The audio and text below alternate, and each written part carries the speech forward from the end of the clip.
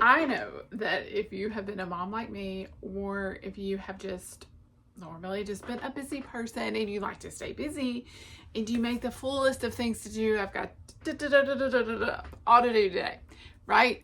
And you start doing all those things, and then you lay in bed and you're like, what did I do? I thought I had all this stuff I wanted to do and didn't get anything done. Right? Has that happened to you before? Yes. Okay. And a lot of people who are neurodivergent with autism or ADHD have trouble with planning and sequencing. We can find these, but we have to look for the clues that tell us. Maybe we were overwhelmed with our to-do list and it made us get stuck. Maybe we jumped from thing to thing to thing without remembering all the things we wanted to do, without planning, right? Planning and sequencing could be one of those areas that you struggle in. And so I wanted to talk about it. So in my particular story, I've always loved planning. I've always loved lists. I mean, my mom will tell you that she birthed me grown. I was a grown adult when I came out. I mean, obviously not really, but I was like on top of these things. Of course, I'm not neurodivergent, so that kind of thing came easy to me. But it didn't come easy to teaching my kids these skills, right? They are very neurodivergent. They struggle tremendously. And I'm always setting the example. But I did have one area that I struggled. Maybe it was over planning. I would still struggle with saying I'm going to do all these things and then not accomplish it and then feel bad and blame myself for not doing enough. And that's just been recently. And so I have started and decided, not that I didn't already know to do this, but you have planning and you have sequencing and you also have priorities. So making sure that you're keeping within your priorities. So I always do kind of like a top 3. What are my top 3 things that I want to do today? One is always going to include some time with my family, because that is probably one of my number 1 priorities. And one of my second values and priorities in my life is my health.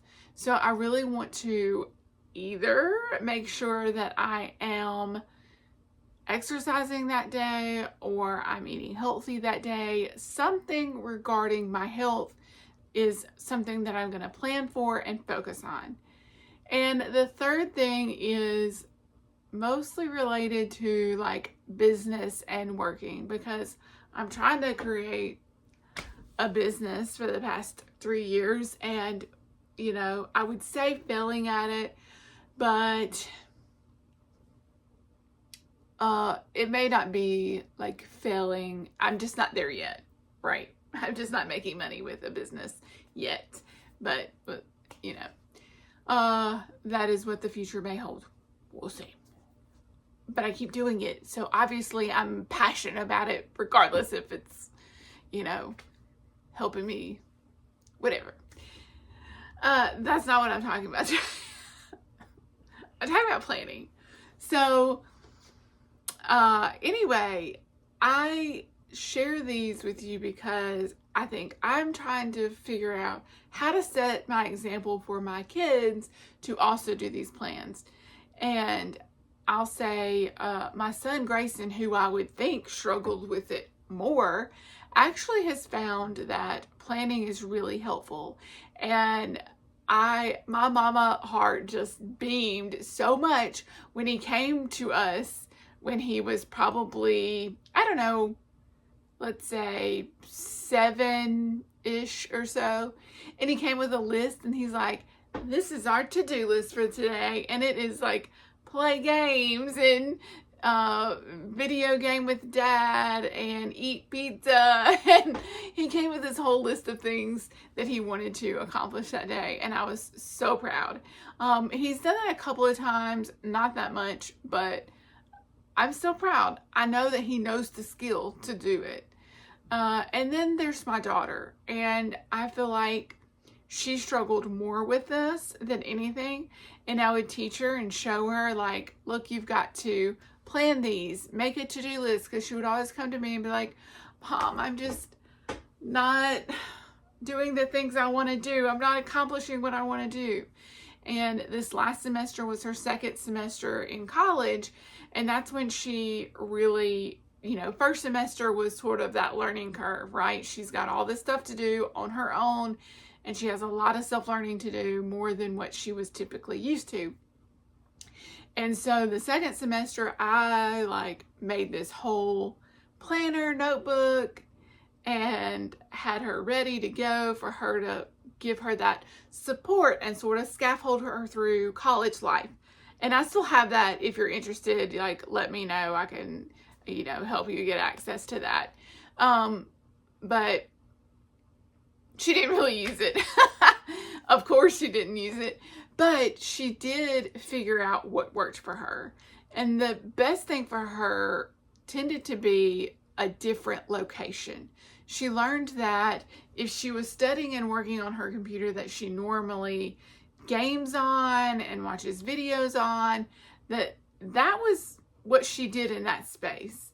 So instead, she would take her laptop and put it at the kitchen table, or sit on the sofa, or be somewhere different and spread her things out and study. And she found that when she did that, as soon as she got out of school, she was able to be a lot more successful, and she was on the dean's list. So proud mom moment for that too. Anyway, she learned how to plan what she needed and study for tests before it got there and got too late. Because when I kept looking at her grades from the previous semester during that first semester of college, I was looking through her grades and I'm like, Kaylee, why is this late? Why is this late? You're not planning. And so this next semester, she really took to heart, oh, okay, I've got to get this done at this time and this done at this time. And she was able to get into a routine to be successful at those things. So I'm super proud of both my kids. So anyway, I have another creative activity for me to share with you, 2 of them, that I have done. So the first one is something that, these are activities that you can try, that you can do. It just helps explain it better, remember it better, because you're creating that visual, and that kind of thing. So this is the first activity I did on planning and sequencing. And what I did was I just started with a little vine. And I didn't know where this vine was going exactly, but I think this is what it was. Was this what? I think it was what it was.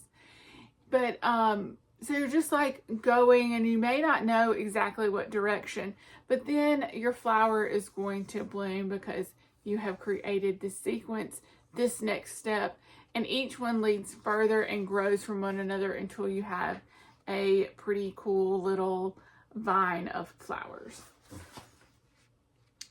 And the one I just finished 5 minutes ago is this one, and this one started with just dots. So I just put a dot in each space. I don't even know, can you tell?